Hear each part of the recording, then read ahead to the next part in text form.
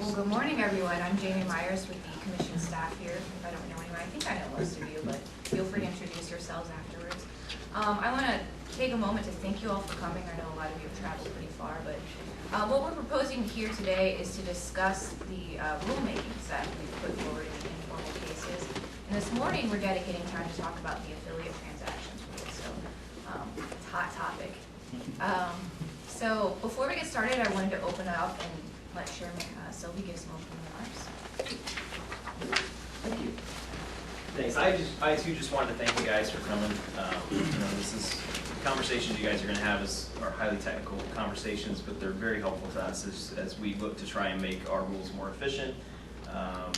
As we try to clean things up, it's an important part of the process. So I know some of you came in from out of town. I just wanted to thank you. I appreciate your participation in the process. Oh, you already do that. Just like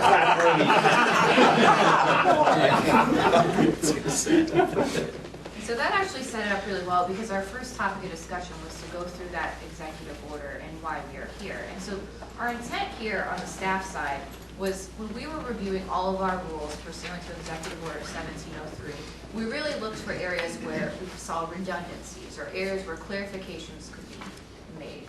And affiliate transactions really seem to be one of those areas. I think there's a lot, first of all, just the overarching repetition. We're repeating the same exact language over and over again for gas, electric, steam heat.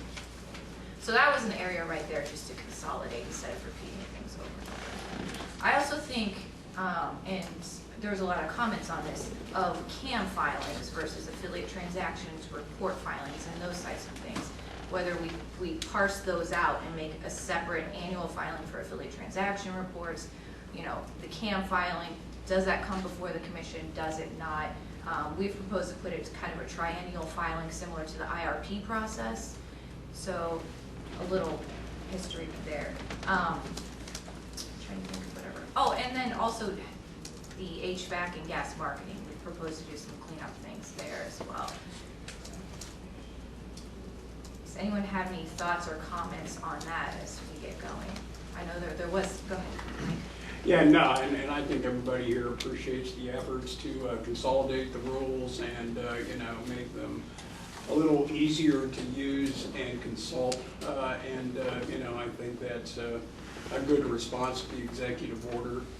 I think the primary concern maybe that we have is that in a couple of key respects, it seems to be adding some requirements. For example, you just mentioned the triennial filing of a CAM. And the way we look at it, we already have annual obligations to file CAM reports. I think every utility has an obligation to come in for a rate case every 4 years. And in grafting yet another requirement to go through a formal process, we think maybe there's a better way to use these existing mechanisms we have to address a number of the issues and a number of the, making sure people stay informed kind of concepts, I think, behind it. And I just want to emphasize that when you have a formal proceeding, there's a fair amount of work involved. You need to go ahead and prepare not only the filing, but maybe also testimony and that sort of thing. And if you can come up with a notification system where you make sure that people have, either real time or close to real time through the annual reports, the various process of any changes in a commission-approved CAM, so that it can be looked at when you have a rate case or at the time of the annual CAM report. We think that's a pretty good approach. And the only other thing that I would add to that is that you don't really have any rate consequences in between rate cases associated with changes in allocations and that sort of thing, changes in how I deal with an affiliate.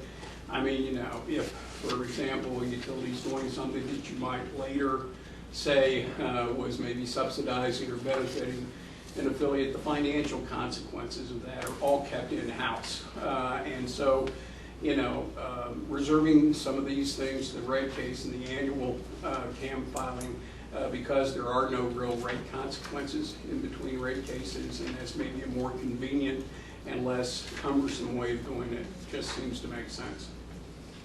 And so when you talk about reserving, you're talking about the CAM itself? Yeah, I'm talking about the CAM filing, and I'm also talking about having to seek explicit commission approval whenever there's any kind of change in the CAM. You have a new business unit that the utility, acquires, and having to come forward and seek commission approval for any changes to the CAM necessary to do that.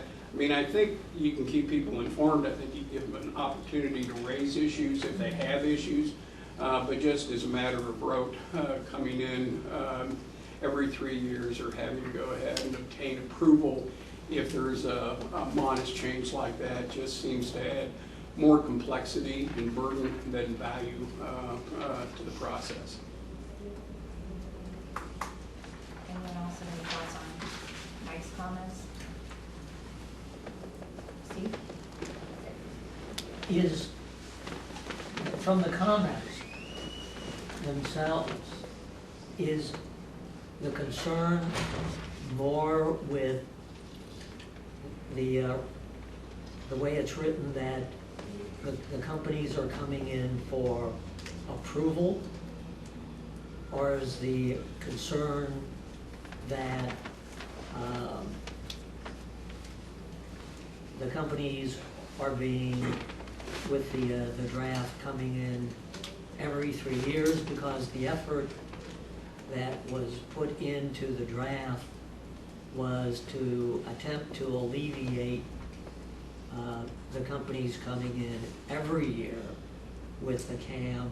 It seems with the comments that there's the greater concern with coming in for approval as opposed to the necessity to file a CAM every 3 years. It's the approval process that it seems that the companies are more concerned with, because in the past, although the staff has taken the position that the rules read that commission approval is necessary, the industries, the various industries, have taken the opposite position. So, is it the concern about approval, or is it the number of times that the rules suggest or requires that the companies actually file the CAM?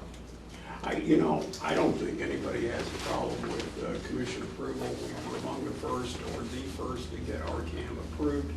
I think since that time, KCPL's gotten theirs approved. I think you've been in discussions with Ameren to go ahead and see if you can come up with an approved CAM. Liberty and Empire, the process is underway there as well. And I think that once you do get it approved, though, and you have kind of a benchmark, this is how we're going to implement the rule, and you move forward with that. I think you use the annual process that we all engage in right now to make sure that everybody stays informed. If you had to tweak your allocation method a little bit because you added a new cost driver or something else happened that made that tweak, and you guys see what we've done, and if you have an issue with it, you raise it, after the annual CAM filing has been made. But then, you don't make any, additional, evaluations or approvals until you get into a rate case. And everybody has to file one of those every 4 years anyway. And just adding a 3-year, you gotta come in, you gotta get approval on top of the annual filing that you make, on top of the rate case opportunities that are already available. It just seemed to us that, it was, one requirement that really didn't add a lot of value to what we already have. Lear? I think that this is one of the most important areas for the commission to look at regularly. Spire leads situations change dramatically in several years with the addition of the purchase of their other companies and GE and so on. I think they should have to seek approval every 3 years because the legislation may change from having to come in every 4 years. That has been fought for several years in the legislature. The company needs to bear the burden of proof rather than staff or OPC filing a complaint because it's their CAM and it's all their information. And utilities who will remain unnamed have fought turning over the data. So it becomes a fight. So we should not have the burden to prove that their CAM is unreasonable. They should have the burden to prove that they're meeting the rule requirements. I think every 3 years, again, considering, for example, some companies are in heavy acquisition mode, some are not. But at least the water utilities are changing regularly with the new legislation. They'll continue to change, we suspect, in terms of their ownership and the number of affiliates and so on. So I think the company should bear the burden to show that they meet the rules. No one should have to file a complaint for these. I think they should be biannual, but anyway, filings. It's a lot of work to go through a cost allocation manual too. I mean, it's truly an enormous amount of work. And so they should be. Oh, no, sorry. Respecting Mike's point on that, having commissioner approval for each change to the CAM would literally increase burdens on all parties. At the same time, in support of what the staff proposed on that front, I mean, I would offer, it sounds very similar to me to the EM&B process. We have approved, or EM&B change request process that has to be approved eventually before any change will go through. We've gone to that, we seem to be operating under that process just fine. Inside programs are still operating. Well, and kind of, this is touching on Steve, Mike, Lyra's comments, as well as Caleb's. I think our intent here was looking at a CAM filing every 3 years. Because I don't know if working on a CAM in a rate case is necessarily the best forum to be working on a CAM. And so to that point, we were trying to pull it outside of the rate case process if possible. I mean, there are situations where you will be working on a CAM in a rate case. But to me, I don't know if that's the most effective or efficient time to be trying to work on the manual when you're really looking at the transactions themselves. So that was kind of the intent of the 3-year cycle, as well as there's some precedent, if you want to call it that, in the IRP process being triennial. To Steve's point, we were essentially, the rule as written, I don't think it's very clear. It talks about a commission approved CAM, but it doesn't say when that happens, how that happens, that sort of thing. So tying down, it was a 3-year process, you file it. And then encompassed with that was this, what we were trying to think of as triggering events, where your structure has changed or your allocations have changed that would warrant an update to the CAM. So it's not intended to be burdensome for minor changes, and maybe we need some additional language there that gets at what our intent was really some sort of triggering event where there's whether you create a service company or something of that nature, or whether a different company structure is utilized or an acquisition is done, that sort of thing. So, any thoughts on that? Jamie, I think everybody agrees that the CAM process, the approval process, has been a difficult one, sometimes multi-year too in nature. I mean, a lot of these companies will take a long time to get it approved. Maybe once you get it approved, it'll go quicker. But it seems like if the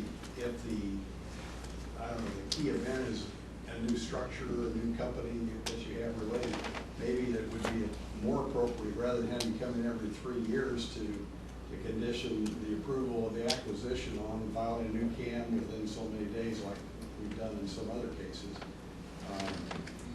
Rather than, some of the companies, it's taken 3 years to get it approved, I think, the first time. From an outside counsel perspective, having everything every 3 years, that's great, but it looks like it's a lot of extra work. Well, The other point I'd make too, at least at KCPL, they've gotten a variance from the asymmetric pricing rules for transactions between GMO and Westar and KCPL. Those don't work at all if you have regulated companies on both sides of the equation. And it looked like maybe that was being reimposed here. That was a concern that they would definitely have. On the question, sort of the periodic update of the CAM and understanding what's changed in the company and what has sort of triggered a need to change the CAM, I think it would be helpful to separate the cost allocation manual, which is sort of principles and guidelines to complying with the affiliate transaction rules, with the annual CAM report, which is the details on how you then apply those principles specifically to your allocations. And those can change if you acquire a company. We acquired a storage facility in Wyoming.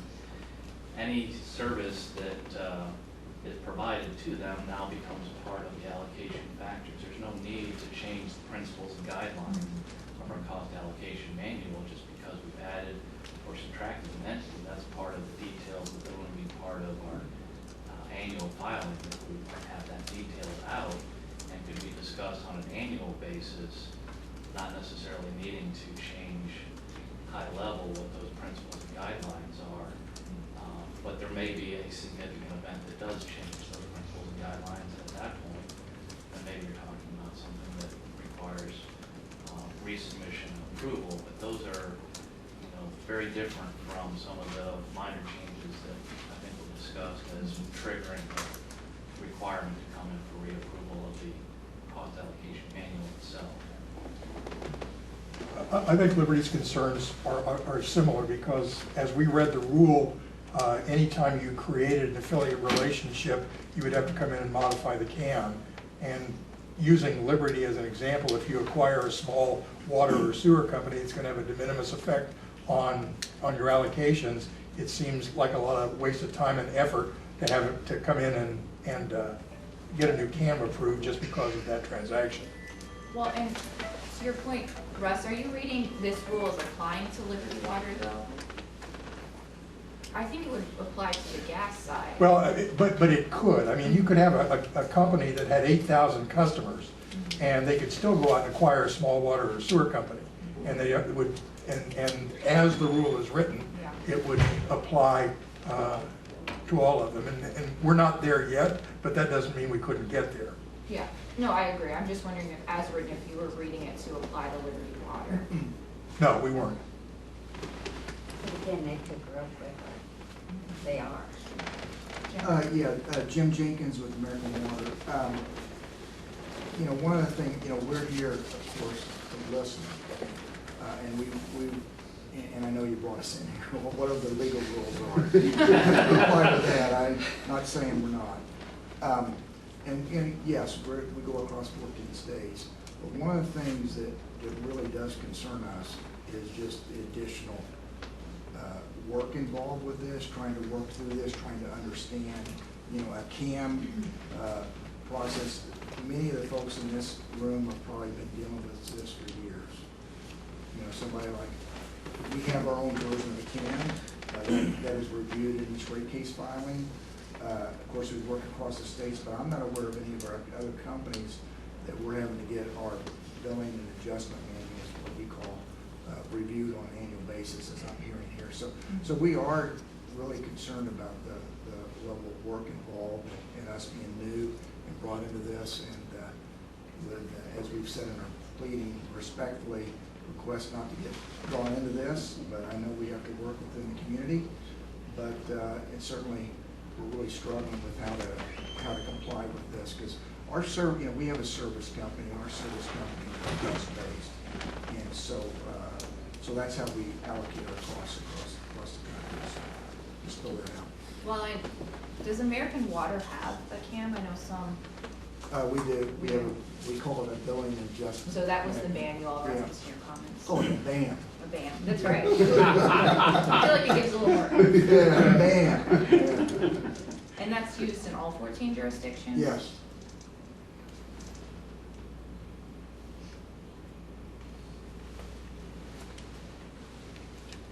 and I don't know if you've all looked at this level of detail, but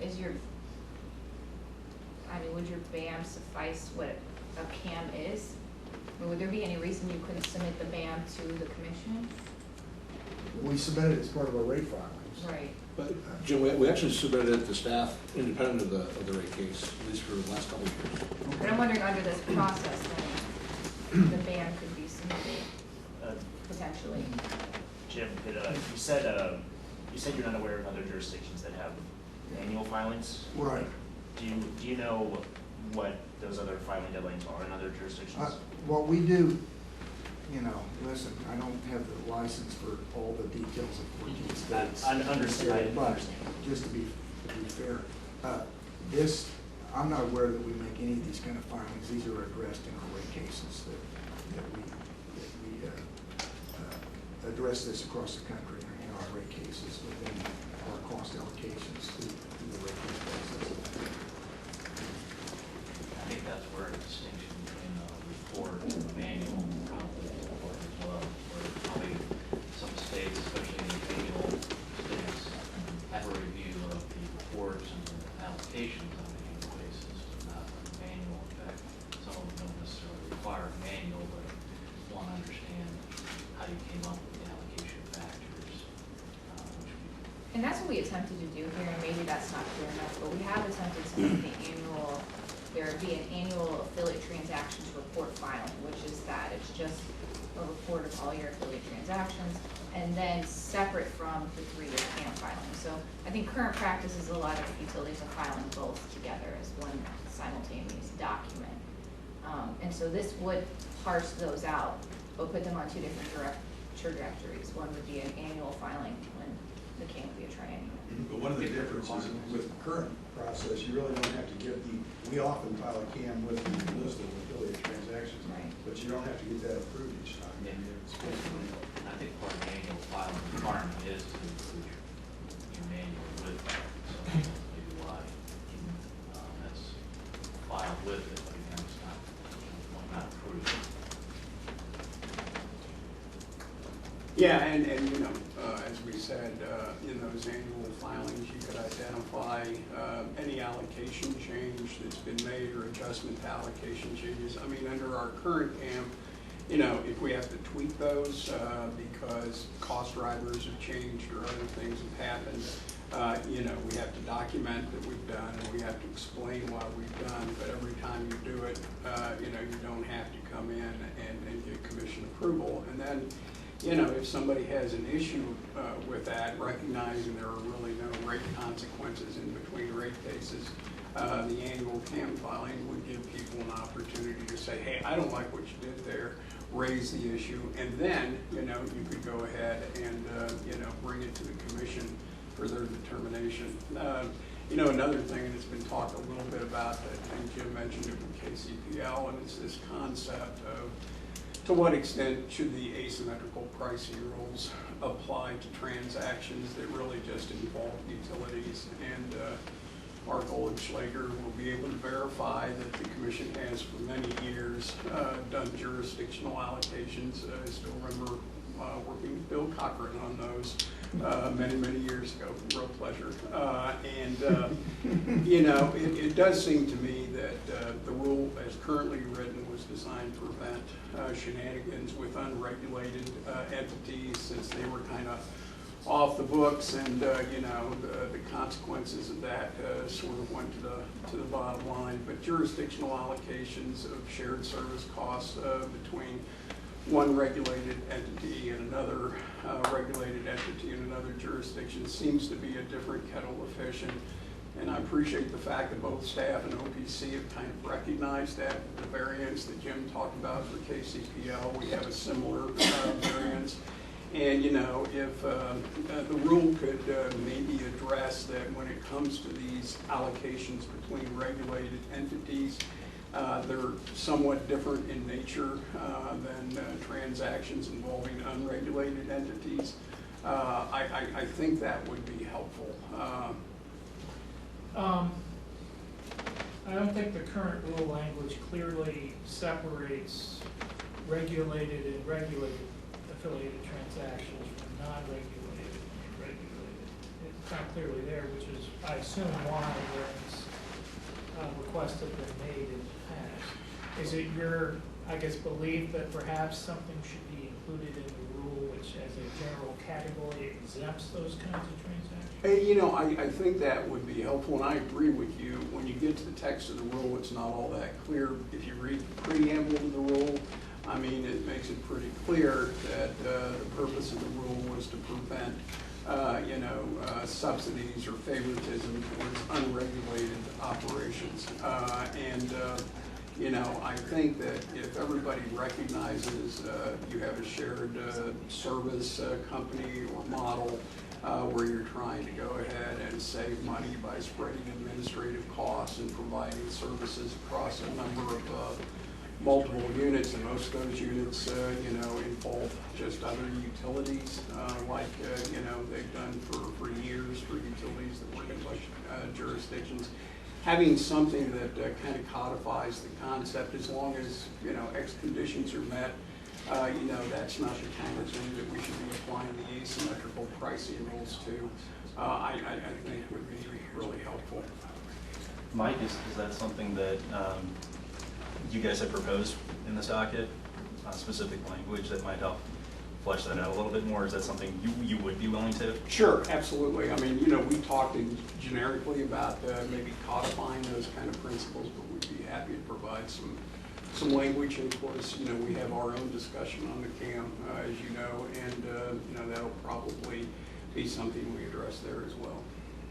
Here's an issue. Here's where I can see an issue. Illinois is considered a competitive state. Missouri is vertically integrated. Yeah, it is vertically integrated, and there's going to be a tendency to want to shift costs to the vertically integrated and away from the state that has more competition. So I don't think that there can be an assumption that just because one of the utilities is regulated, that there might not be some thought about shifting to vertically integrated. Also, there are FERC regulated affiliates out there, so they're under a different regime than the state. To jump on Lyra's point, another issue that I could potentially see that's separating, by having affiliate transaction rules that don't address transactions between affiliate entities, is that as technology advances, we're seeing more non-regulated entities that are entering the regulated spaces so we have an appellate case that says that the electric vehicle stations are planned, and if they're operated by KCPL, then you have a regulated service, regulated entity, but then we also have a separate company, ChargePoint, that's not regulated as a utility, and yet it's providing what is, according to the court, potentially regulated service. So I'm going to piggyback off that a little bit, and from my perspective, I think these are very important rules. I mean, this gets at the heart of what we're talking about in regulation, right? They're natural monopolies, and we don't want undue advantage, and we don't want to upset the market, the free market, as much as you can. To the extent that moving forward, value-added services becomes more of a viable business model on the regulated side, I think it just underscores the importance of this. So, and I think this speaks again to Mike's comment earlier about sort of the non-reg shenanigans, right? So that's something separate and aside from the annual CAM filings and so forth. And that, from our perspective, that was a large priority. The impetus behind some of our comments and trying to bring the water utility in particular here into the fold with this is that there is that element. I've been through some of the CAM process, particularly with KCPL. It is a very long process. But I think most people would probably characterize the CAM as a living document. It's something that's being constantly updated and going through those revisions. Putting in that initial legwork puts these incumbent utilities that have already done it at an advantage moving forward. And I think that does speak to what staff's trying to do here, that there is a process, there is some sort of mechanism to kind of keep things on top of things. If you look at even within the past, I'll just say 3 years, because that's sort of the time frame we teed this up, enormous amounts of change on M&A alone. but also the exploration of non-reg services and value-added services that utilities are exploring. And we don't want to, you know, if that's something, a viable model, then so be it. But, you know, from our perspective, we do want to make sure that there is some transparency in terms of how that's being allocated. We want to be sure that there's some transparency in one entity not having a competitive advantage over another, so. And Jamie, I think that's a very good point. The HVAC rule was to protect HVAC businesses from having to compete with a monopoly, where the monopoly would have an unfair advantage. It's not just customer protection, it's also protection for competitors against monopolies. I want to ask, I think, Mike a question here real quick. When you were talking about a bit of an exception for regulated to regulated transactions, or I think maybe even the corporate function type transactions, are you talking about a complete exception from the rule, or were you more focused on the application of that asymmetrical pricing to those sorts of things? I mean, in my mind, there's a distinction that can at least be made that even if you don't say those transactions are outside the rule completely, you ought to be able to make those transactions on a cost basis rather than having to go through the asymmetrical pricing process. Yeah, and that's exactly, I think, where we were coming from. We're not saying exclude it entirely from the rule, but when it comes to the asymmetrical pricing, I think public counsel's Ms. Assad in the rate case recognized, and I think others have with these waivers that have been granted, that us charging Alagasco the higher of market or cost or lower of it when it comes to these shared services is basically just a message, don't do them, because they can't be done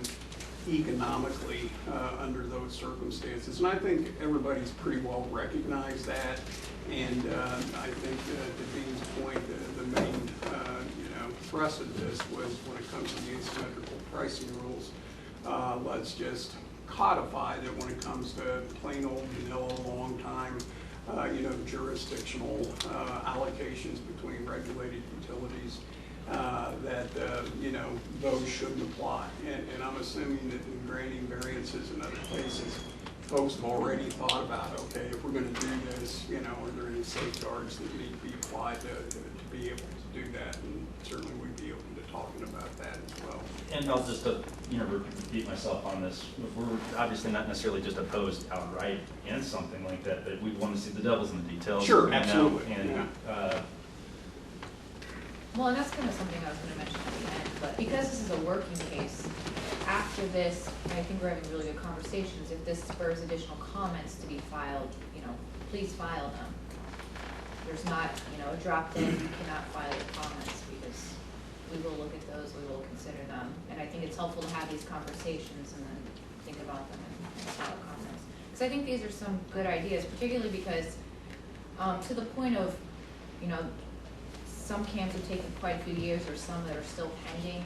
I think part of our goal with this is there a way in the rule that we can clarify, clean up the rules so that that process actually becomes less controversial or more clear? And so I think some of these ideas that are being presented here could potentially go towards that goal. Yeah, and to Jeff's point, it's always easier to assess an idea when it's written down on paper and you have a little more detail about how it might work. And I think most of our comments have been, pretty high level and generic. And so it would be helpful, we could, take a stab at drafting some language that you could look at. Oh, okay, so that's what you mean, and then, be in a better position to react, maybe. Yeah, absolutely. Anyone who would like to do that, we would welcome those comments. Because I think there was a couple comments related to monopolies. Things can be painted with a broad brush, but with like everything, there's a balance here. And certainly there's concern as to whether a regulated entity is subsidizing a non-regulated activity. That's what the affiliate transaction rule put into place for. But you also don't want to create something where or barrier from the regulated entity becoming more cost efficient. And so to the extent that it can provide shared services and do things in an efficient way, that reflects in customers' rates. And believe it or not, we are actually in competition for how energy is provided to customers, whether it's a different energy source or whether the customer decides to provide their own form of energy. So we all have an interest in keeping rates as low as we can. And so you don't want to create an unintended barrier or disincentive to cost efficiencies by having something like a shared services organization just be unviable or prohibited.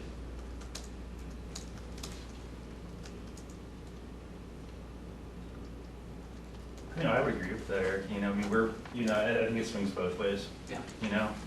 We obviously want to enable if those sort of economies of scale and being able to achieve that if you can. I think it is our job to kind of sit back and have an objective, mind and look at just make sure that that is being flown through.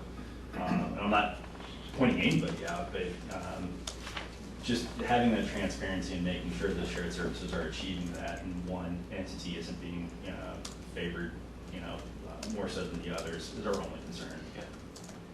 Reagan said trust but verify. Right. Well, I think some of the rate cases you have issues raised in the village. You've got a specific set of facts.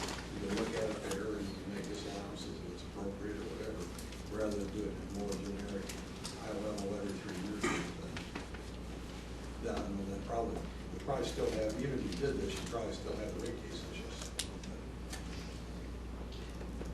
To me, a good portion of that differentiates between the cost allocation manual and the annual report. And to the extent that you see those two as the same thing, you're going to have this issue of, well, this little change happened in the business, so therefore the cost allocation manual needs to be updated, needs to be approved. No, the principles still apply. The number of players underneath the organization may have changed, and we've changed our allocation factors accordingly, but none of the principles or guidelines change. Well, and this might be better suited for an attorney question, but I know that's kind of been brought up a couple of times in terms of, well, if we change something, even if it's minor, then we have to file an entirely new CAM for commission approval. I'm wondering, under the way the rules proposed, could you not just simply file something with the commission saying, grant us a waiver or variance for these various reasons because the underlying principles have not changed? Okay. Is there anything in the current draft that anyone saw that would prohibit that? Just essentially requesting a variance or waiver from the gate, acknowledging, yes, there's been a change, however, it doesn't rise to the level of a new CAM or a new CAM submission for the following reasons. Although others have different opinions, and Right. that triggers what could be an evidentiary hearing process. Potentially.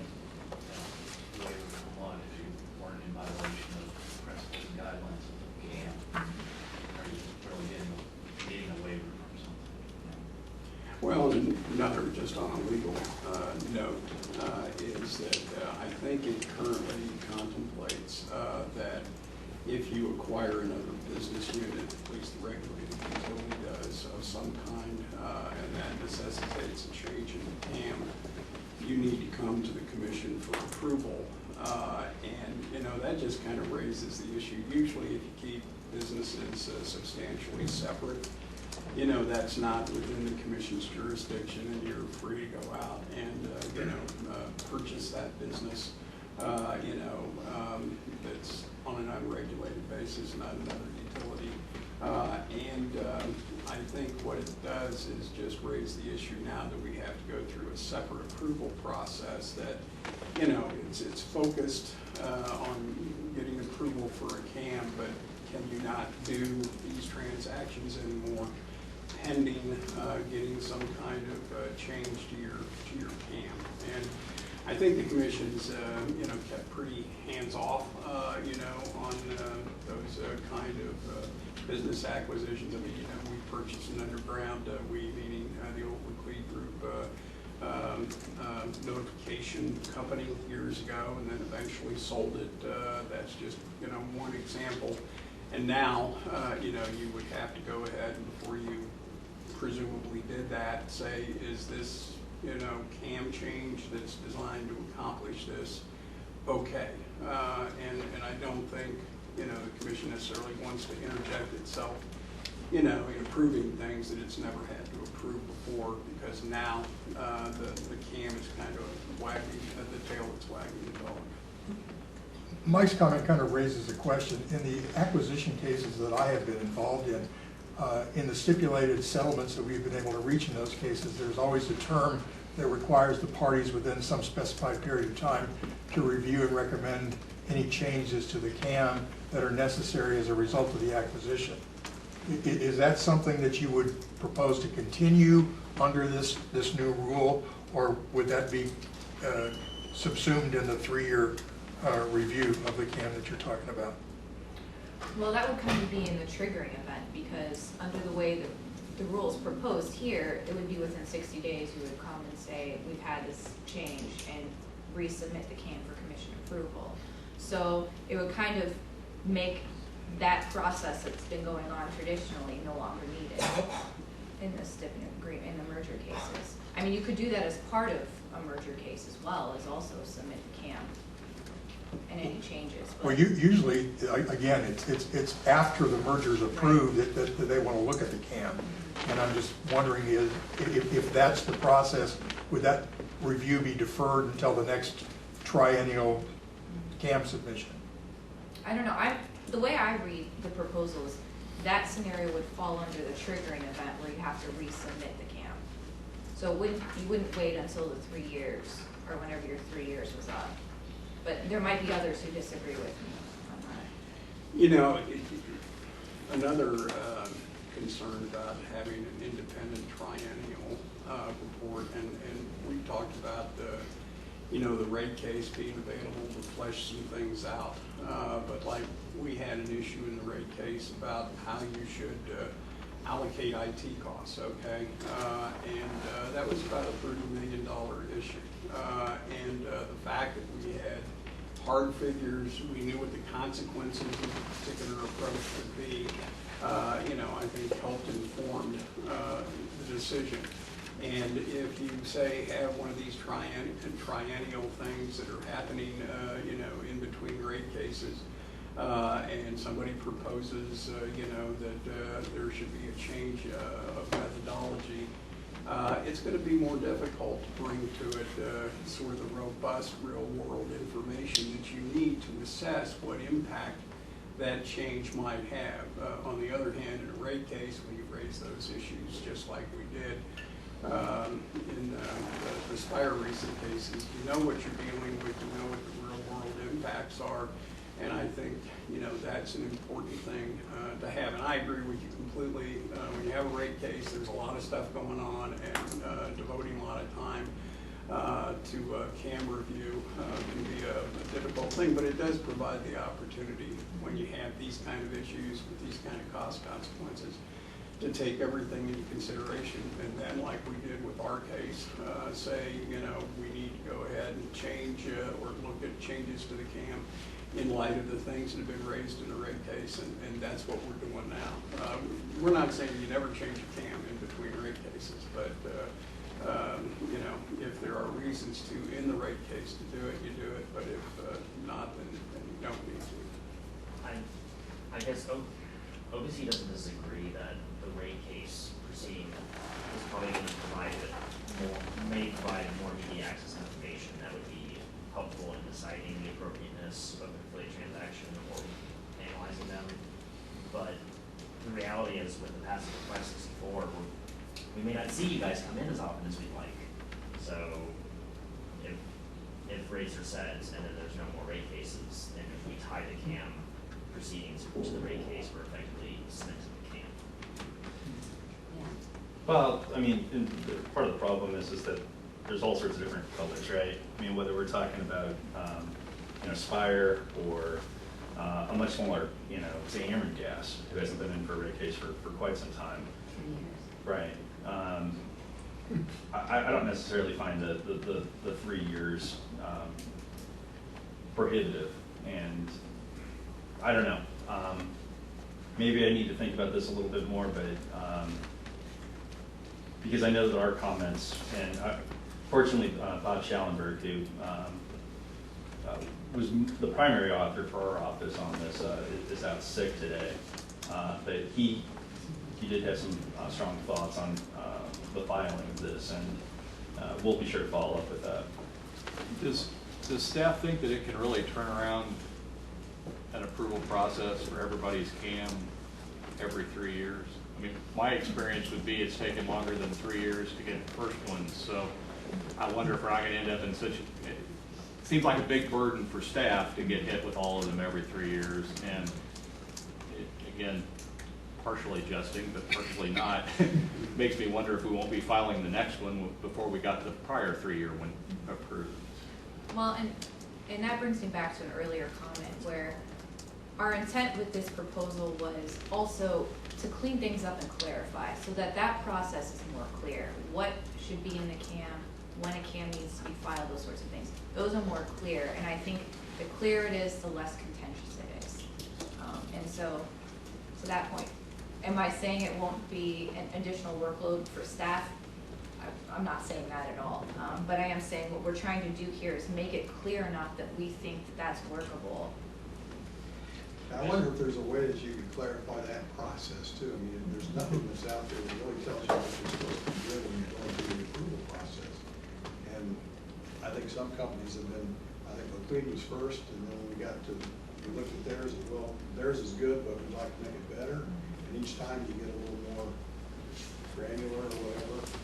I think that's very true. I guess let me ask a theoretical question that seems like the concern is as the business changes, people want to be able to verify that there isn't any undue subsidization going on, that changes have occurred to how the company accounts for costs that reflect those changes. Is that a fair summation of the concerns and why sort of every 3 years we would come in for this?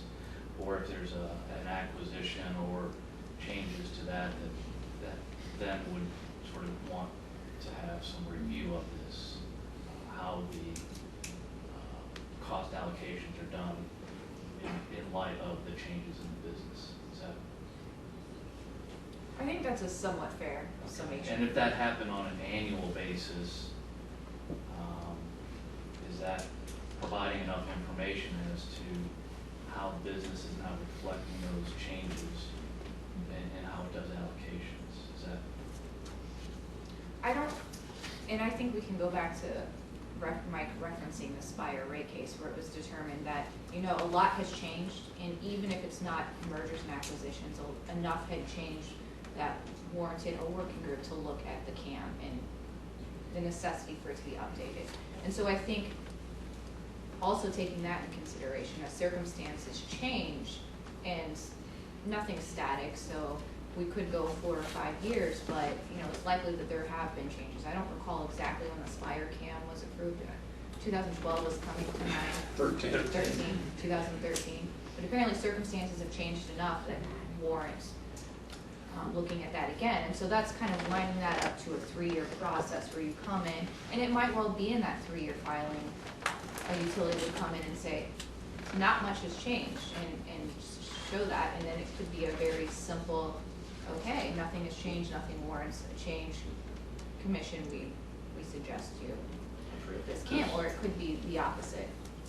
Because where I was headed with that is what happens on an annual basis with the cost allocation report, is that information is provided, and certainly I have a hard time understanding what our report says. We do a much better one for other jurisdictions, but we're sort of locked in as to sort of what that report looks like, and want to propose some improvements to that so you can actually understand what's going on with the report. And that has the information as to what organizations are underneath the corporate umbrella, how the factors are determined with the service and facilities agreement, what services are provided. So that information as to how the business is adjusting how it does its allocations happens on an annual basis. that's not something that you need to have a CAM approved every 3 years. That information is provided on an annual basis, but it's not an approval process. It's something, does everybody understand how these costs are now being allocated? If you had a change in your organization, am I seeing, that company now getting allocated some of those shared costs? Are we providing those services to that company? Why is that part of these allocation factors? That's part of the annual report that's filed each year. So looking at the CAM to cover that seems kind of overkill, because then the CAM becomes very detailed. You can't change with the business. It's principles and guidelines. The report would tell you, as the business changed, how it does its allocations, and you can see that on an annual basis. Which jurisdiction do you file that report? We provide a report in Alabama on what our allocations look like. And so that's something that where we've been able to take kind of more high level and look at what services are provided to which companies, how those allocation factors are then done. And the same sort of thing is buried in our CAM report, but it's really hard to understand. I would love to make some improvements so that you can better understand what's in that report. But to me, that seems like what people are focused on, and it's coming out as the cost allocation manual needs this review. That principles and guidelines, it shouldn't change based off of small things that happen with functions or businesses being added or subtracted, but you should see the outcome of that in that report. How do those factors change? Well, and to that point, and that's kind of what I was grappling with, was the report shows the outcomes, but is the process and the procedure by how we're getting to those outcomes, is that still just and reasonable? And so therein lies what we were proposing here, is just taking a look at that every 3 years. And maybe the discussion should be had as to what should be an appropriate treatment for a CAM. Yeah, I mean, we kind of put in our best guess here, but we're definitely open to any and all suggestions. Because I think we are kind of going along the same thought process in that the CAM is not necessarily a detailed bucket of each and every single affiliate transaction and related matters. It's policies and procedures, guidelines for how you're going to meet the rule requirements. But at the same time, we believe there are certain instances that could necessitate an update to those policies and procedures. And we would be very open to hear what you think those should be. Mark, beyond acquisitions, what do you think that's about? Well, probably something significant enough that would change methodologies and significant factors that would affect the entirety of the allocation process among affiliates. I could see maybe if you set up a service company that you didn't have before, but otherwise, I'm not sure I know what those things would be. I can throw out one. For me, and you kind of gravitate towards what you're comfortable with. And in my niche, when I look at the affiliate transaction filings, I usually gravitate right towards the flow chart, right? You know, the hierarchy of different companies. And I look to see, well, what's different about this year compared to last year? And if I see companies that are listed there that are new and I've never heard of, my immediate reaction is then to send out a DR and say, well, what's X, Y, and Z company? What's going on here?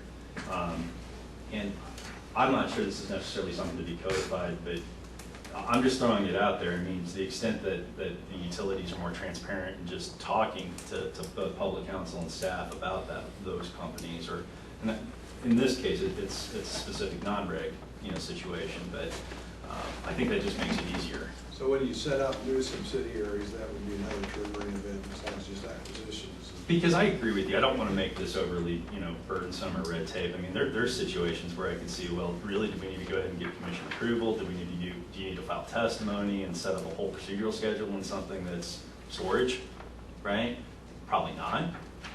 But if it's something that, but I've been in situations before where I just don't know what the company is. And that at least raises the specter of, well, now I've got to investigate this, now I've got to invest some time, and there's a whole procedure there. Jamie, I was just gonna, it looks like staff is also considering like the transfer of employees to be another one of those instances where it can Yes. refining might be necessary. But it's also separate from the. Well, CAM it's not the section. CAM, it's a notification to the commission. Yeah. And that is something, guess I we can just- have that conversation now. I was thinking, Oh, well. in a little bit, we would take a short break and then come back and talk about those specific, because there was a lot of very specific comments, but certainly we can Well, I have was that just jumping conversation. off Jim's question, like, would that be another instance that staff is thinking of? That is not a trigger. Okay. Yeah, that's purely a Right. notification event. Russ, do you offhand recall the number, or at least the acquisition case where it was dealt in the stipulation and agreement that a look was going to be taken of the CAM to see if it needed to be modified after the acquisition? Steve, I'd have to go back and check to be sure, but I think that Ozark International case included a CAM review as part of the stipulation. I think when Atmos sold to Liberty the gas, they were also told in the next rate case they should get, or maybe not the next rate case, but within a certain period, they should ask for approval of CAM. You know, and I think that, you know, you mentioned Ameren Gas, I think, has been out for 14 years. Oh, well. Yeah, and, you know, like in the interim, I think they acquired Google or something. A lot can happen during that period, but maybe It's a nice that, acquisition. you know, yeah, and I'm thinking out loud here, which is always dangerous, but one thing we might want to take a look at is, you know, you do have, I think, for the depreciation rules, for example, I mean, the commission wants to look at those, you know, wants to study at least every 5 years. They don't want it to go too stale, but then there's some interplay with the rate case. If you file a rate case and you put a depreciation study in, that does it. And one thing you might want to look at is we want some kind of periodic review. And I don't know if it should be 3 or 4 years or whatever. But if you've had a rate case in that interim, you know, and maybe you have an obligation to say as part of that rate case, here's my CAM.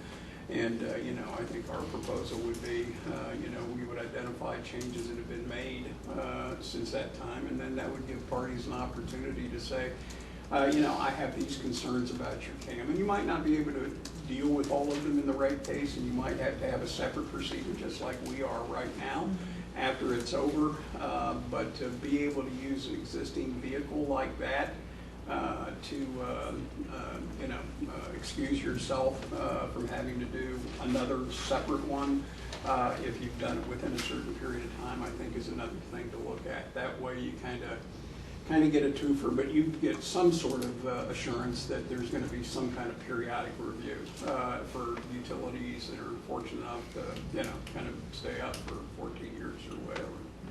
I think It's only with been me, 7. but- It's only been 7. It's only been 7, okay. Seven.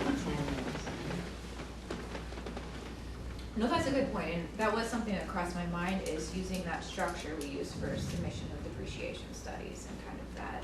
Yeah. And that's certainly something we can take under consideration.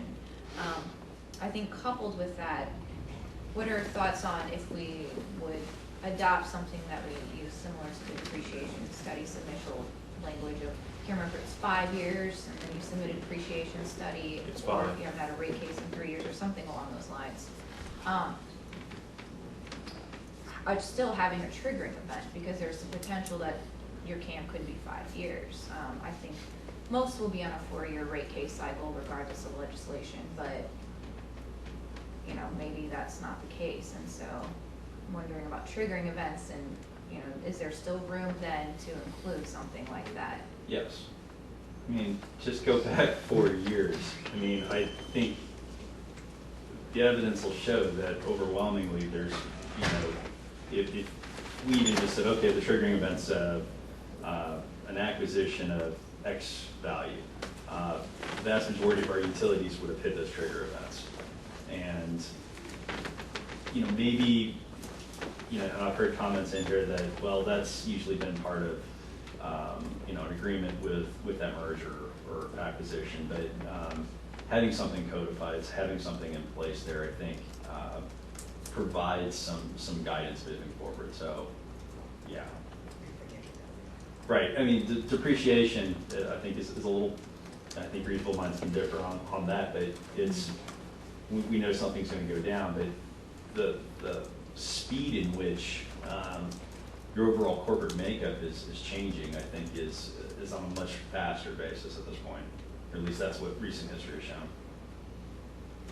And then again, I can't emphasize this enough. For me, it's also looking at not just acquisitions and mergers, it's also the non-regulated services too. And I think that's, you know, we've got several other rulemaking dockets that I think intersect that, but I think that's going to become an increasingly larger issue moving forward. You mentioned potential for a flyover right there. Yes. Yes, I was actually going to suggest we take a break. I came up with this very rough agenda just to kind of guide conversation. I know we certainly haven't stuck to it, which is perfectly fine. But yeah, I would suggest we take a break. Come back a little after 10:15 and continue. So I would suggest we get started again, just so we can be done early and have a nice actual lunch before the 1 o'clock that I know many of you are probably also attending. If anyone wants to follow up on any of the kind of conceptual conversations we were having earlier, certainly open floor, but if not, I was going to move to just kind of more technical comments on the rule. So last call for conceptual comments. All right. I guess in turning to the actual rule proposal, and what we've done or proposed to do here is combine into one rule the existing electric, gas, heating rule, and I'm also including the water and sewer for more than 8,000 customers. So I know Missouri American had expressed kind of their thoughts on, we already have our billing and accounting manual, I think it's called, the BAM. That's looked at every rate case. We don't necessarily see the need for a CAM. That said, I don't, should the commission pursue this rule, I don't see anything prohibiting the commission from including water and sewer for 8,000 customers in this process. Yeah, I think. Any thoughts on that? Yeah, it certainly, I think, falls into the category of should you, not can you. But, you know, we have gone back and kind of looked at, you know, what the commission stated really to the appellate courts when the first affiliate transactions were promulgated and challenged in court. And I think the commission referred heavily to, you know, the dangers associated with the non-regulated businesses and that sort of thing. And in the case of the water company, they're really a more, while they span multiple states, they're more of a traditional water and sewer company.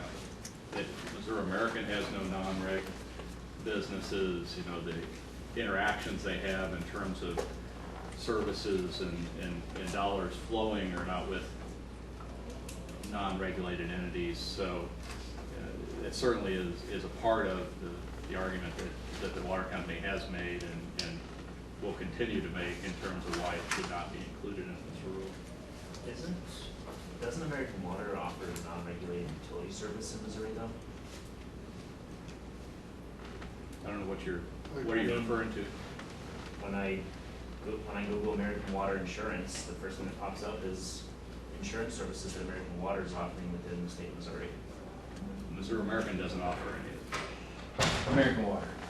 You know, I appreciate Dean's comments. We've been on record with this. I think we had filed comments initially maybe 24 hours before this rulemaking docket actually opened up. requesting that the affiliate transaction rules be expanded to large water utilities. You know, we feel like it's absolutely appropriate and consistent that the previous commission's opinion on this issue, you know, reflects a different American water than what's present today, both in its expansion of services and non-regulated services, but also, you know, just to point out that American Water has affiliate transaction rules in place in states where they do operate. So this isn't necessarily something foreign, and to the extent that the BAM could be something that could be utilized, you know, in place here, I think all the more reason. It just sounds like that's something that could be amended and used moving forward. So. Yeah, going back to Caleb's question, though, I mean, that's a situation where there are no transactions between those entities, right? Missouri American, the regulated entity here in Missouri, doesn't have transactions with the entity you're referring to in terms of the service line protection policies, or they're either probably not even policies, but programs. So that's part of our point on this. And of course, it's in our comments, but when you say we're going to expand it to water and sewer greater than 8,000, it just as well say we're going to expand it to Missouri American, because that's the only company that you're capturing with that. So. I think today, I mean, we've obviously seen that, you know, Liberty Utilities has moved forward with some more aggressive actions, even yeah, although they get caught through their electric and natural gas. So. We also have the case with Josiah Cox. I know that that's getting larger, you know, as we speak too. Yeah, but I don't think any of those operations are close to 8,000. So. Not individually, but collectively, and I know that's in mind. You know, I'm not going to predict, you know, what the future is going forward, and it's a point well taken. But we don't really look at this as something that's, you know, above and beyond what is in place with other utilities here. You know, one of the things we haven't really talked about this that much, and I'll just harp on it again with the non-regulated services. There's a handful of provisions talking about how you need to make it explicit to ratepayers that this is a non-regulated service, that it's not regulated by the Missouri Public Service Commission. Right now, you know, American Water does have a non-regulated service that they do offer for in the Missouri area, but there isn't anything prohibitive or codified right now that says we need language that explicitly said this is an offering that's not regulated by the Missouri Public Service Commission. Don't spoil this afternoon's discussion. I was going to say, some of this will definitely bleed into this afternoon. Yes, But, okay. So standards, section 2, paragraph F, marketing materials, it talks about having that disclaimer and notice. And so that's something that is essentially being proposed here, Right. is providing Right. that notice. And I think that's a carryover from the prior rule, at least the concept is. It is, yeah. We may have done some of the wording changes, but so to that end, we're not eliminating that requirement. We're just saying we're in support of it. We just feel like Yeah. that's appropriate too on the water side. Okay. That's it. And just for clarification, everybody agrees that that disclosure requirement is really applicable to Missouri utility operations, that if you operate in multiple jurisdictions, nobody's thinking that you need to say that something down in Alabama is not regulated by the Missouri. I mean, it's true, but. Right. Right. Yeah.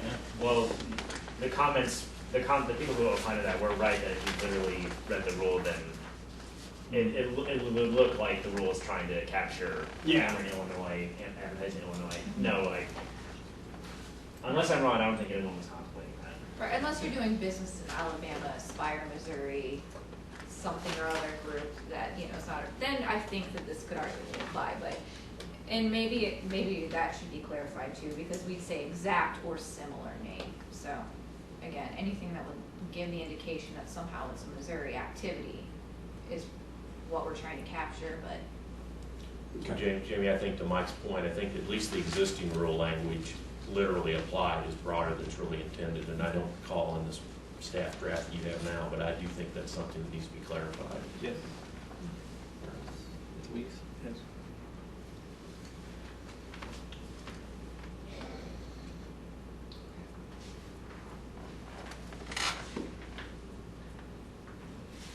So now that we've got the water involved,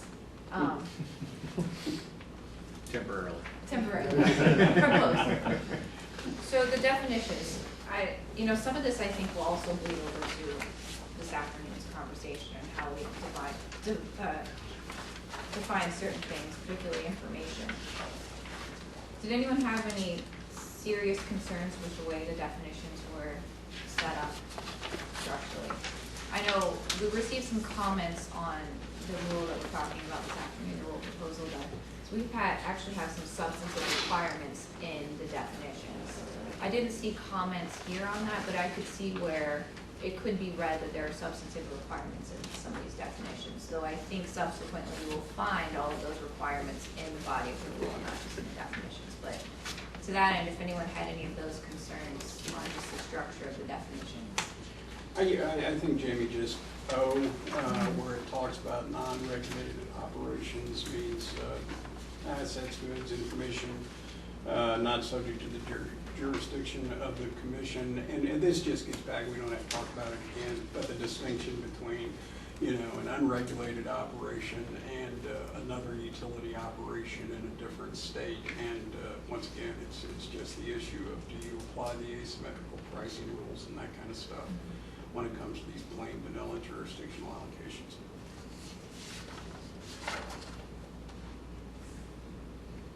For the definition of fully distributed cost, this is mostly from Bob Schallenberg, again, so I can't really comment too in deep into it. But OPC wants to make sure that we're including indirect cost positives as reason for why costs are assigned or charged, not just direct or allocated growth. Did you subsequently propose a definition of indirect cost positives? I don't believe we did. Okay, because that was something that was a little unclear to me without a subsequent definition. And it might be a term of art or a trade term that I'm not familiar with, but I wasn't sure if there was an actual definition or what the intent was there. I think that was a term, that may have been a term of art, and I apologize for our inability to really clarify this time. We're happy to provide a further definition later. Yeah, I mean, Jamie, I don't think we would agree it's a term of art, that it's well understood what Bob is necessarily suggesting there, so. Okay. That's new one for me too. Yeah, I So say it is well. And so maybe. No, I don't think it is well understood. I don't know that I understand what Bob is saying or not saying. Right, and so maybe if we have a definition proposal, then we can all understand, or even if we disagree, at least understand. Did that language change in terms of the ITC definition? I don't believe it did. Okay. Jamie, you were asking about structure. I mean, we did comment on two of the definitions in terms of clarity or suggestions that we thought. I mean, I don't need to go into them, but there were two definitions we specifically commented on. See, I recall those. And certainly we can pull, I didn't think we wanted to necessarily pull up every rule comment. Jane, maybe this would help. I mean, what's the next step, do you think, in this process? I don't know how, detailed you want feedback at this point. I mean, will we have another workshop? Will there be another opportunity, or will we? I don't know about another workshop. I was serious in my thought that we should do a second round of comments. Right. And see what comes from that. Because I think we've had a lot of discussions today, talked through a lot of things, and I'd like to see, after we've all had time to reflect on that, what you all think going forward. And so that's why I wasn't going to go through every comment, but I just wanted to go through at least high level, here's who the rule's applying to, definitions, and then walk through. I know there's some comments on our waiver in the HVAC rule and things like that. I think there's also comments on, I think section 6 talks about the affiliate transaction report, and Erica made a comment, well, what we do in Alabama is probably better, so, what should that section 6 look like, that kind of thing. So certainly don't feel the need to bring up every concept, but. Is the next step, people submitting potential changes or staff, if there's any changes they're thinking about based off of their original proposal, or what would we be commenting on if sort of the proposal hasn't necessarily changed? Well, I think we talked about definitely the CAM process and how we want to lay out that time, so that's a topic. What we could do is staff could take back what we've discussed here today and come up with a series of questions and ask for comments on those questions that would then facilitate, you know, potentially a revision of our proposal as well, if that would be easier for you all, rather than just filing based on what you heard here today. But at the same time, if folks want to take your rule as it's proposed right now and suggest specific language Right. changes, you'd be open to that as well? Absolutely. Okay. And that's kind of what I was thinking, is based on this conversation and what we're expressing with staff's intent, comments on that too. The three things that I fled, and maybe if anybody else disagrees, but the CAM process, maybe the second one would be just triggering events. And then the third was just the asymmetrical pricing, to the extent that that wants to be explored. If there's others.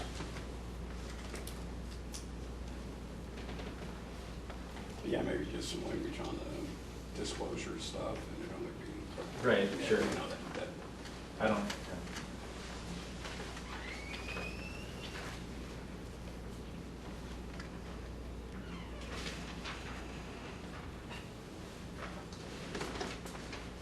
And then the next part of the rule after definitions and standards, we briefly touched on 2F, which is that disclaimer language, and I know there's been suggestions for clarifications there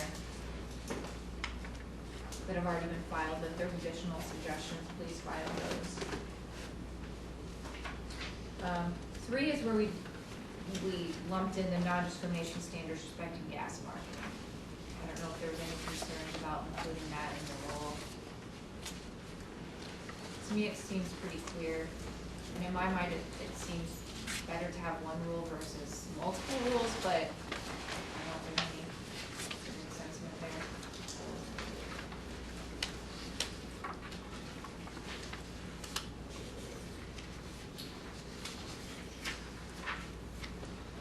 I guess the only thing that I noticed, there was a few slight changes. I didn't know if there was anything in there where instead of preferential service, preferential position. Yeah, and we did make some definition changes, so. No, sort of those two meant the same thing, or whether something different was contemplated by them. So it came over, a few words changed. Eric, where were you looking at on that? Q on page 3. There's 2Q. On page 5, so.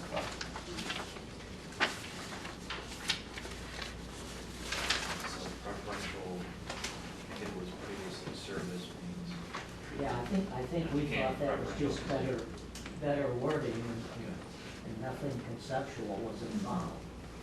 No, because I think the prior definition was including things that were necessary to service.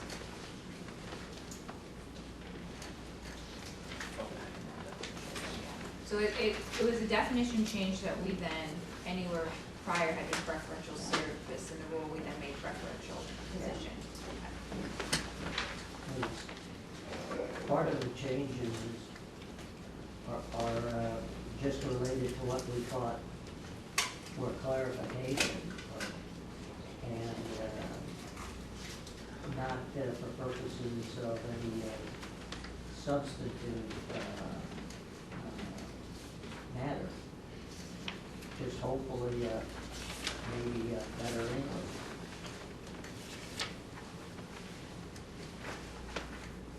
But if you think it's worse English, let us know. Yeah. Or you read into it some substantive content, let us know.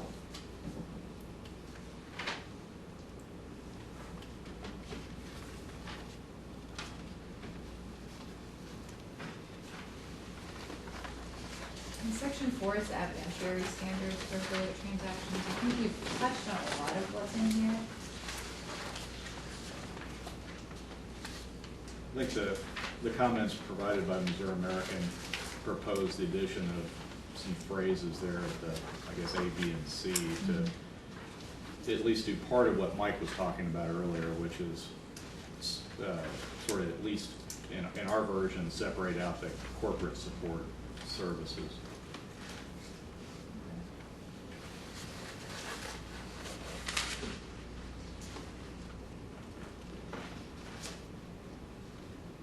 I guess I'm curious as to staff's justification for why the 10% employee transfer is a reason enough to have a filing or at least notification, but not enough for a CAM revision.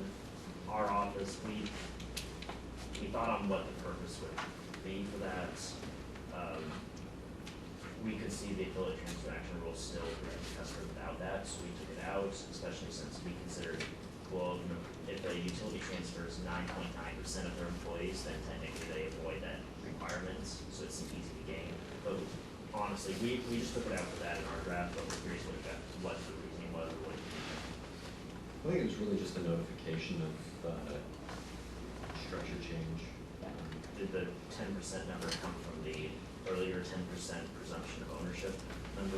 No, it just seemed like a decent number. It's large. Yeah, we were just but looking for it's something not that seemed material. Substantial. I mean, we definitely don't want notification of every single employee that gets transferred, but. Right. If you have a better percentage, or you have a rationale for it, let us know. Of course, you can gain any percentage. And that will always be Is the a intent, problem. is the intent that this is 10% at one time? I mean, that was kind of some proposed language we had for Yes. it. I mean, and not like we've got a track, and if Yeah. over a 10-year period, suddenly it bumps over 10%, that somehow triggers a notice provision? Right. I mean, Okay. frankly, we were thinking of Empire, where there are, as we understand it, no longer any Empire employees. Because they've made it to the service company. That's right. Yeah. And we had to pick a percentage, and we discussed a number of percentages, and we ultimately wound up with 10%, and we wound up with notification. And if there is any view as to that being a worthless part of our addition to the rule, we want to hear it. And if anyone has any thoughts as to how that might be improved, we would like to hear that also. But over the years, that matter has become an item of concern, and frankly, the best we could think of is what you see. Yeah, and I think it is a point that we don't have to wait until a rate case to find out that this transfer's happened or something along those lines. It's a notification. Yes. We're not saying the commission must approve this. It's not like a merger or an acquisition or a transfer of assets or something like that. It's purely just a filing. You're not Forwarding. proposing any compensation back or forth or anything like that? No, That was a part of the original rule, and that was originally proposed, was that they were suggesting that there ought to be, that those employees ought to be treated kind of like the, under the asymmetrical pricing, but But here, we're just talking notice, right? Right, just notice. Yeah. Or, I think at times there's been the suggestion that commission authorization is required because the employees are assets. And under 393.190, the transfer of assets need commission authorization. We usually get back the argument, and I think frankly, we do have in one of the comments that the employees, as a consequence, are being treated as chattel.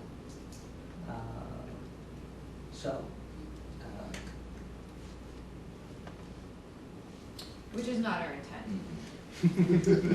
Just to clarify. Is there an annual requirement to provide transfers of employees from the regulated entity to the other affiliates already in the annual reporting? In the CAM rules, or in the affiliate transaction rules? Page 13, number 5, it's currently part of what we provide each year. Yeah. Yes, and it's worded a little bit differently. It's worded as if the transfer, or at least I read it, is that the wording is such that the employee himself or herself has requested the transfer, or it's at the employee's initiation as opposed to the company's initiation. So the language that is in the draft is slightly different. The language in the draft, I think, is clear that it is at the company's initiation that the employee is transferred, not at the employee's initiation. So to Steve's point, E, under evidentiary standards, if you have 10% of your employees that request a transfer from you and it's voluntary, that would trigger this notification, but it would trigger that annual report piece. Wouldn't trigger it under E, but it does not on. No, it wouldn't qualify under E, but you would still have to report it in your annual report. And again, this may be a distinction we don't need to make, or it may not be useful. This was really geared at what the company is doing. If the company has this plan to transfer its employees, we would like notice of that.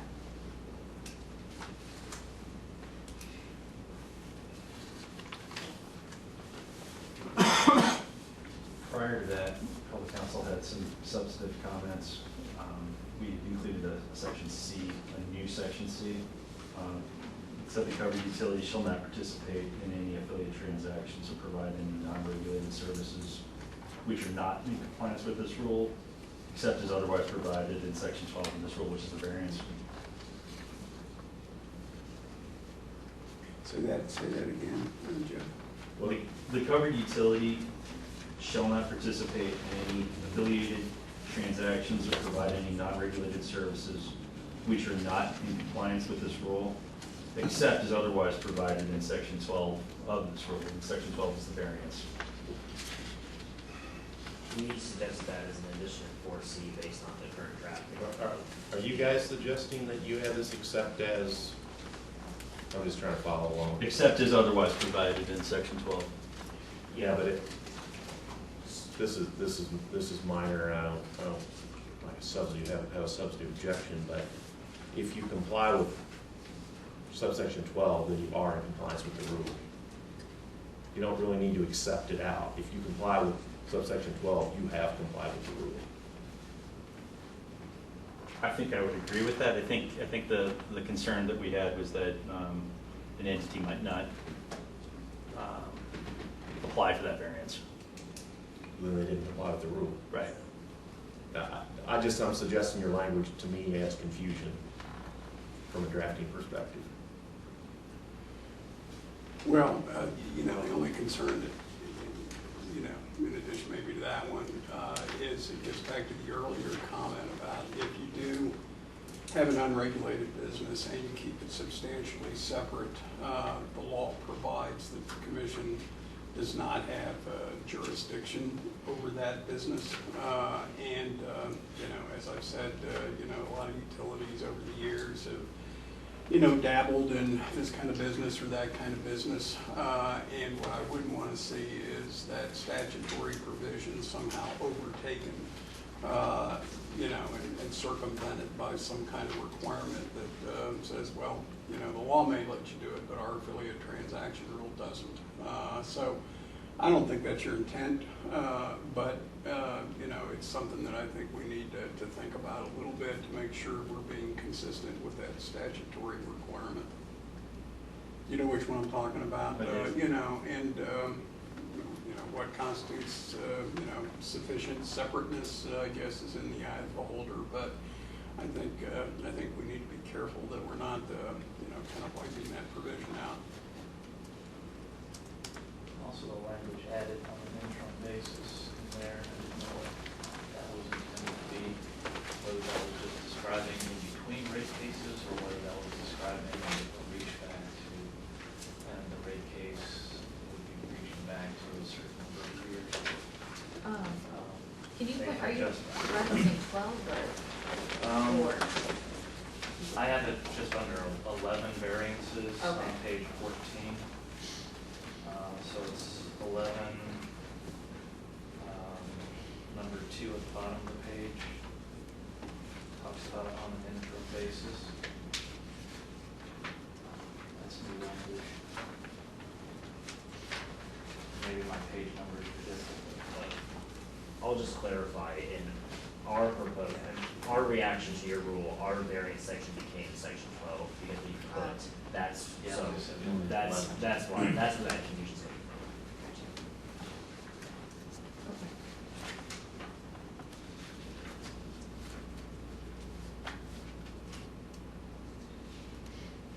Well, and I guess your question was about the interim basis. Does that like mean how- between rate cases, or does that mean a reach back to that time? I'll let Steve take a Next story, rate but case? it means about the variance process. Well, all right, this is the variance process where you engage in affiliate transaction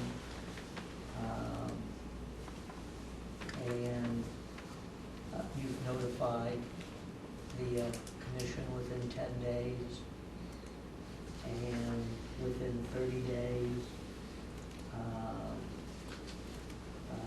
someone has requested, some party, entity has requested a hearing, and the commission hasn't established, hasn't set a hearing.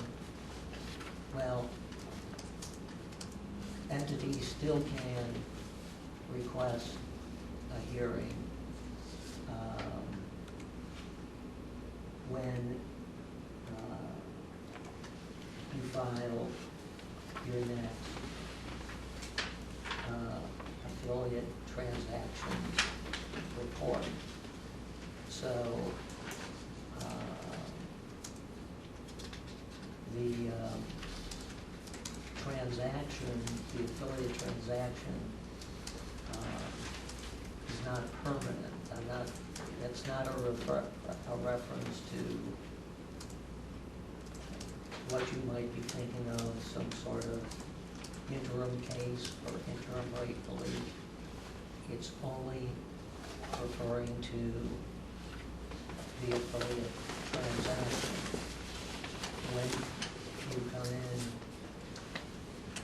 and file your affiliate transaction report, if some entity requests a hearing from the commission regarding that affiliate transaction, the commission can still grant a hearing, or there still could be a issue in one of your rate cases, depending upon when it's occurring, involving that affiliate transaction report. So the reference to interim is the reference to that affiliate transaction. So that's to indicate that those dollars are not final. The attempt in the variance section on part of the staff was not to create anything new. The attempt of the staff was to attempt to explain what the language there meant, at least to the staff. The language that is presently there and has been there since the rule was adopted, at least from the staff's perspective, in retrospect, is very brief. And the thought was to try to make it much more explicit. And to the staff, this is what, at least in this draft that the staff put out, this was an attempt to be explicit as to what that language means. Now, if the staff can express it better, the staff would like to express it better. If the parties, not parties, entities, commenters, view that language, the existing language, differently, and you want to tell us what you believe that language means, we would like to hear that. This is not an attempt on the part of the staff to rewrite the existing language.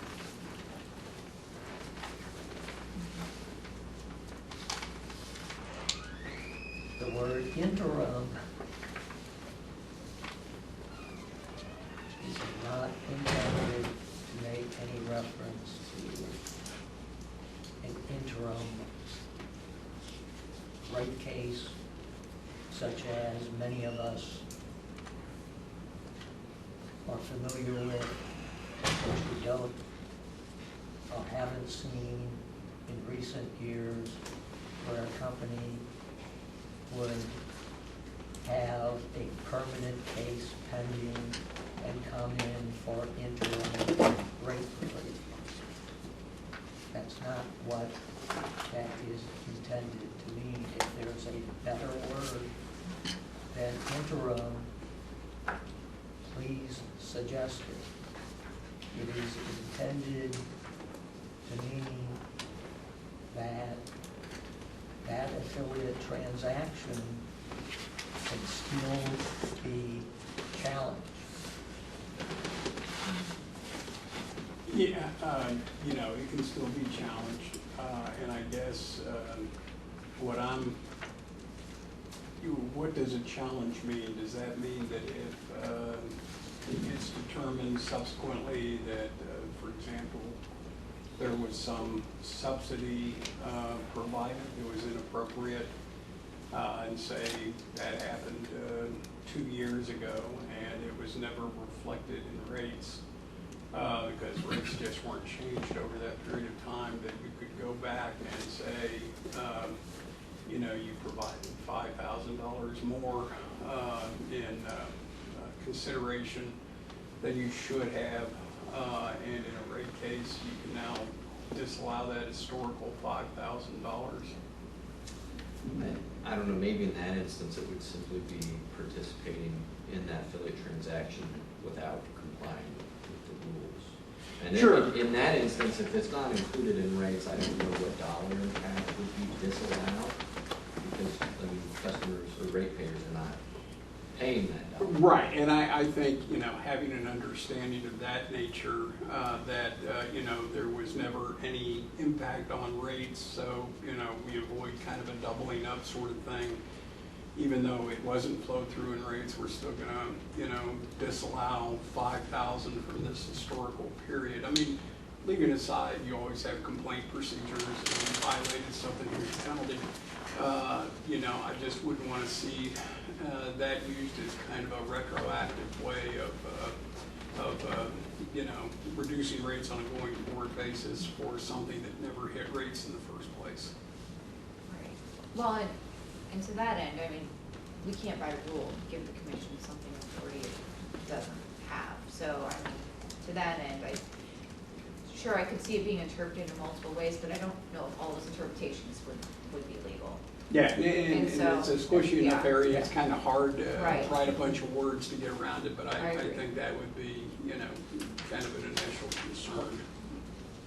And again, the intent was, what does this language mean Currently being sure, yeah. to people? Because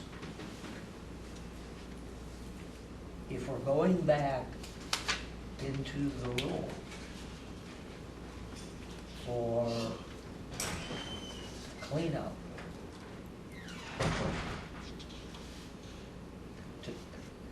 to staff at least, can we make this language here any clearer? Because to us, it is not crystal clear what this means. And that's what is intended. Yeah, and so I'd say, understanding now our intent, if you have thoughts on how we could better convey that without using language that may suggest, Yeah. you know, authority that the commission doesn't have, that would be helpful as well. And actually, if we could go back to 6, which is the record keeping requirements, I know I'm gonna sped ahead to 11.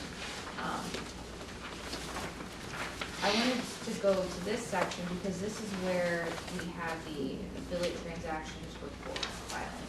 Right. And we also lay out what needs to be in that report. And I know, Eric, you made the earlier comment of our report in other jurisdictions is probably more useful and more helpful. So I'm wondering, is what we're proposing here not enough? Is it too much? Is it too prescriptive? Is, you know, what is it about our proposal you think that would result in an efficient report? As far as I could tell, it didn't really change any of the reporting requirements.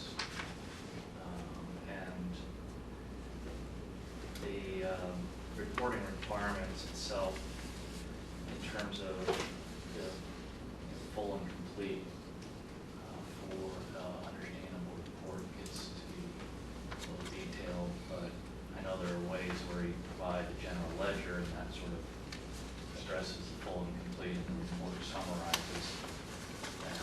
But take a look at, you know, what might be helpful on additional reporting requirements that doesn't make it such an administrative burden, or a report that nobody understands, which is what we currently have.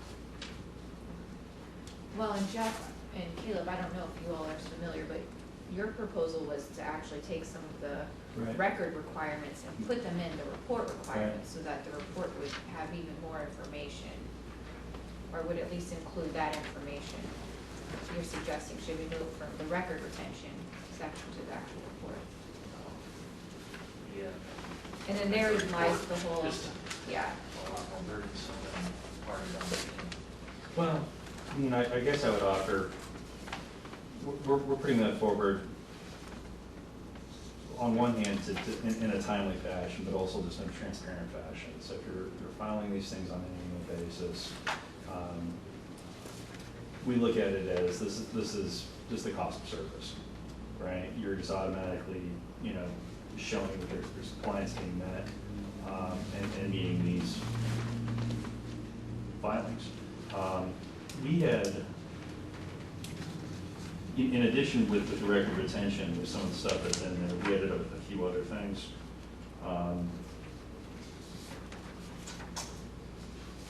List of, non-regulated activities offered by the covered utility. There's a handful of other things. I guess the short answer to this would be, these are generally things that we would request through discovery. And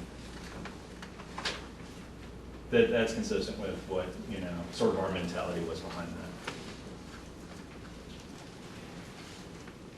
But it's showing a record, it's just maintaining it. But you're right, Jeannie, a lot of that was just lifted and put there. Right. And so that spurred the conversation earlier, and I think that's why it had been the confusion, because I was referencing OPC's version where any transfer of employees, regardless of whether it was voluntary or at the company's discretion, would be reported annually under OPC's version. Right? You wouldn't just retain those records and document, you would actually report it as well.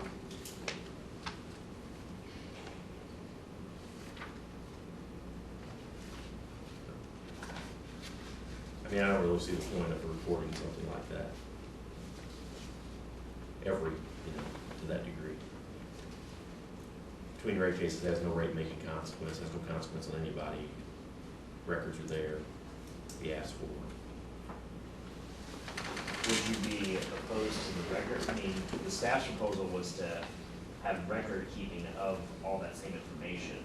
Are you just, would that be more palatable, or is it just that you don't want any record keeping or reporting of those transfers? Well, let me just say, part of it, I think, kind of stems back from Mike's concern about retroactive rate making.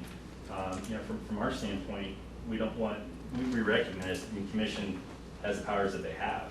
It doesn't extend beyond that. But if we find out that 4 years we've been operating under wrong assumptions, then I feel like that's on us, and that's what we're trying to accomplish here with this. With the inclusion of this language is just to have that transparent up front. So we don't get to a point where we sit there and say, oh well, that was 4 years worth of shenanigans that we should have caught.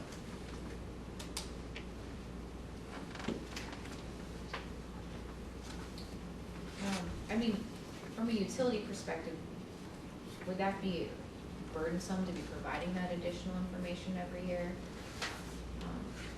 If you're retaining it, arguably anyone could request it at any time, and then maybe that's just the mechanism, is keep it in place, and then if someone feels the need to look at that information for a valid reason, then, request it, but, with including that in the report, do we get to a point where we're just getting an inundation of information that we may not even be able to use all at that point in time anyway? I don't know.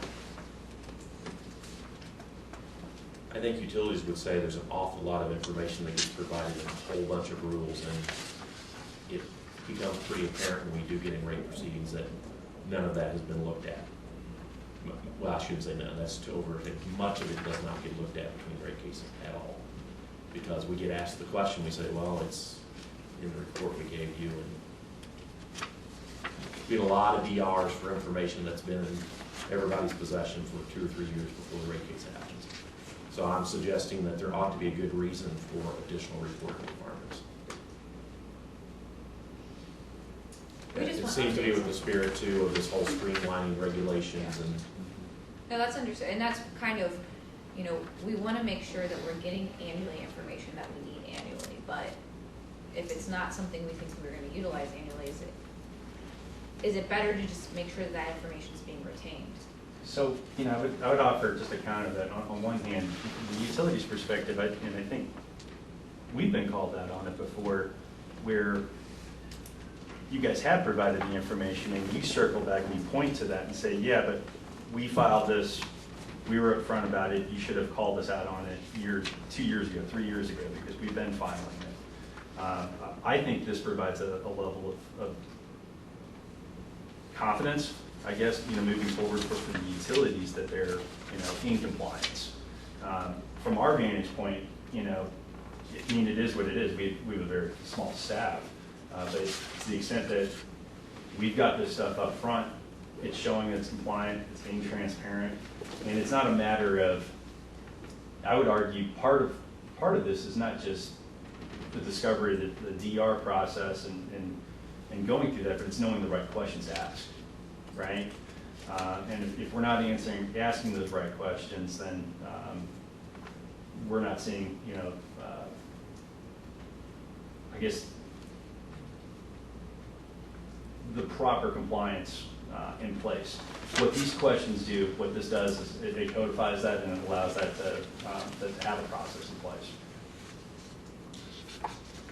So I guess, you know, I'm kind of thinking all over the place, but to Jamie's point, I mean, you're operating and you're doing this stuff already. I don't see this being particularly overburdensome.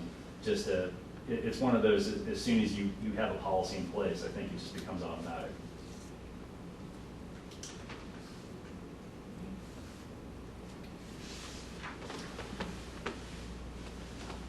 My next question is actually an HVAC rule proposal, because we kind of touched on the variance, section 11. But if anyone else has any other comments.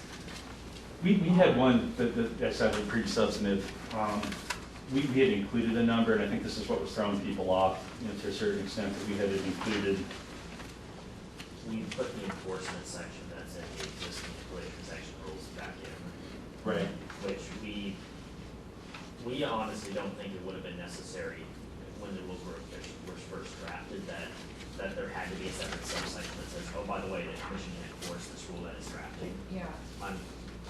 But now that it's there, we just wanted to foreclose any possible inference that says, well, since it was taken out, then somehow that's been a substantive change, and that the commission can't enforce its rule. I think from our point of view, that's, I mean. No, we don't disagree. I don't think it does a substantive change. Unfortunately, it's there now, and I can see a smart alecky inference come from.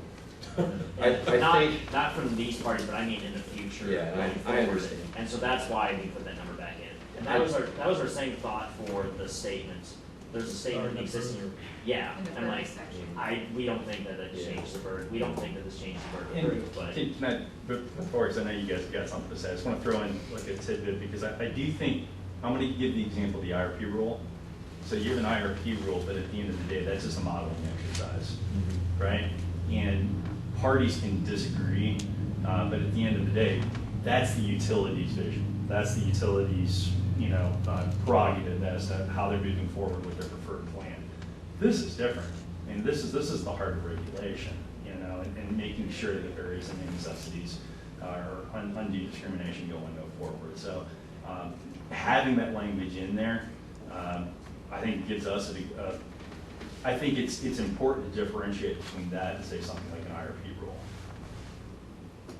I think from our perspective, we were thinking that, I mean, because there are actually, I think, especially with this new version, clearer requirements. There's a clear requirement to conduct affiliate transactions on the basis of fair market value or FTC. There's now a requirement that the CAM must be approved by the commission.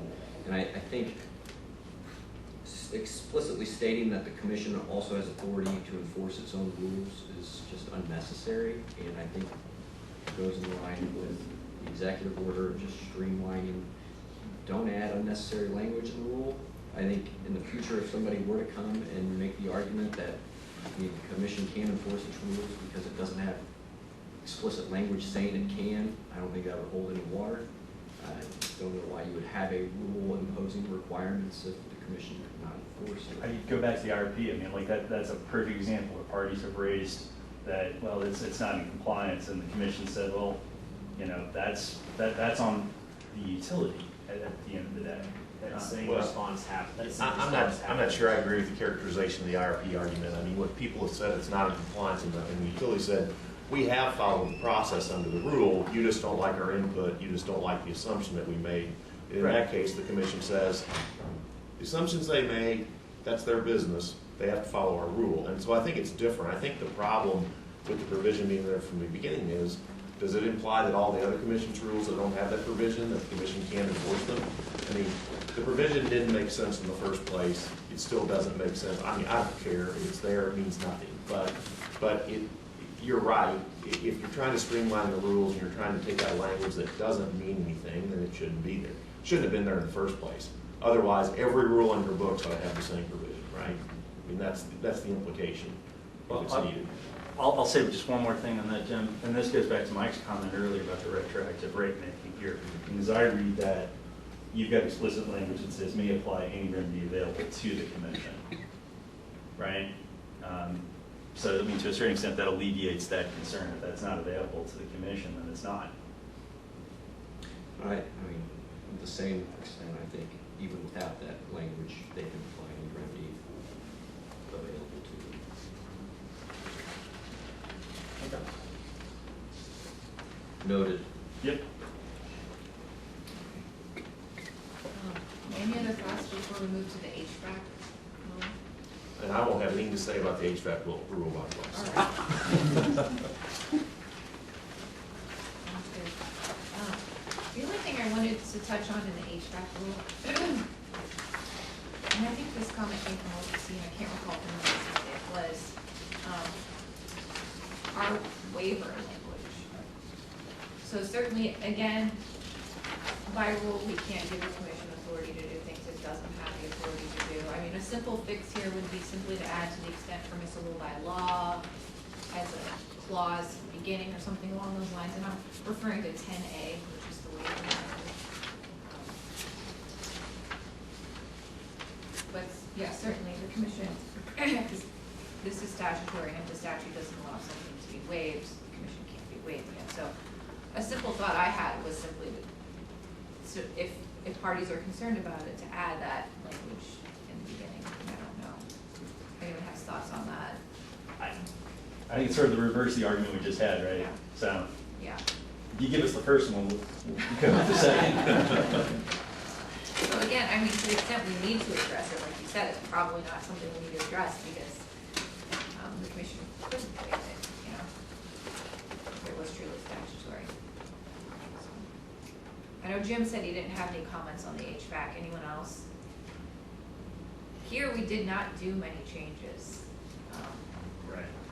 I think your response to our comment would practically address our thoughts on the matter. It's just that I might be wrong, but when I read how the rule is drafted here and then originally, it follows the statutes like 99% to the letter. So I just don't see a waiver of the HVAC rules being permissible since a waiver was not granted in the statute. But I think your suggestion would probably alleviate our concern.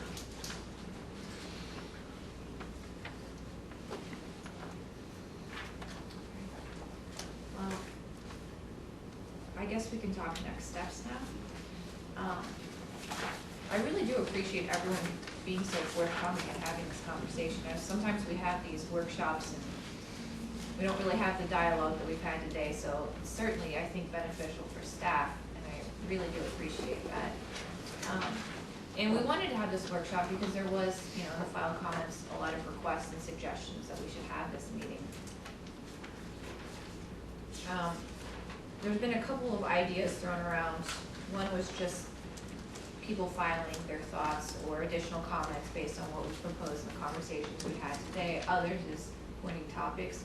I was thinking staff would probably do both. We'll probably file a notice of additional comments we'll probably pose kind of the 3 large questions that Jeff had pointed out, and maybe some few others after we get back together and kind of talk and talk about what's been discussed. And then also have an overarching and any other comments parties would like to file kind of thing in this notice. That way, it's filed, everyone has the same opportunity and notice provided, and we can take a look at those and go from there. Anyone have any other thoughts or questions?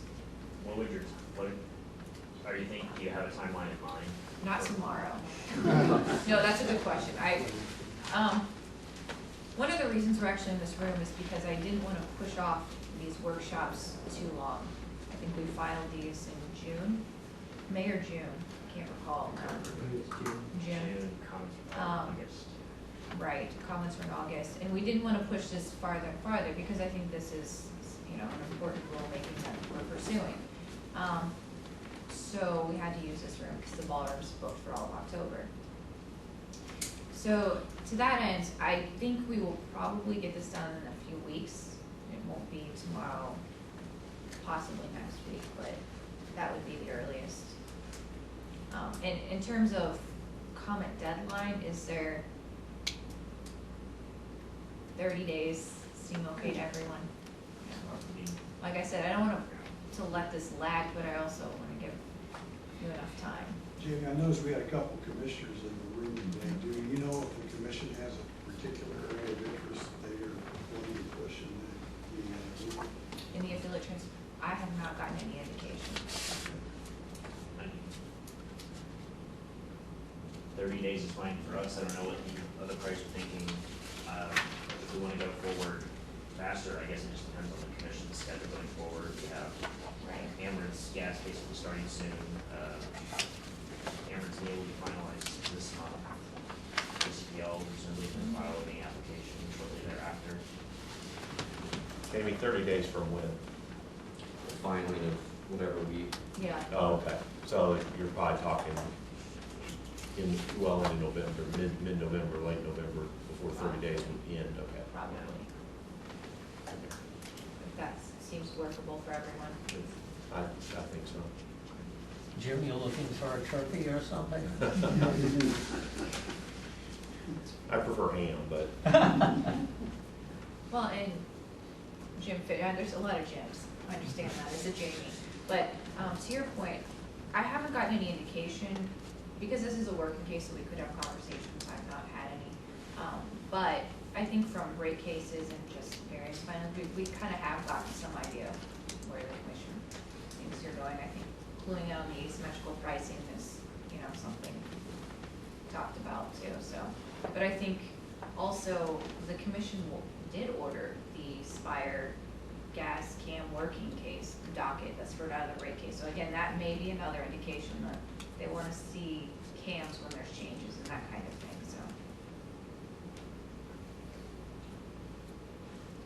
Well, thank you. Yeah, thank you all. I appreciate it. Thanks a lot.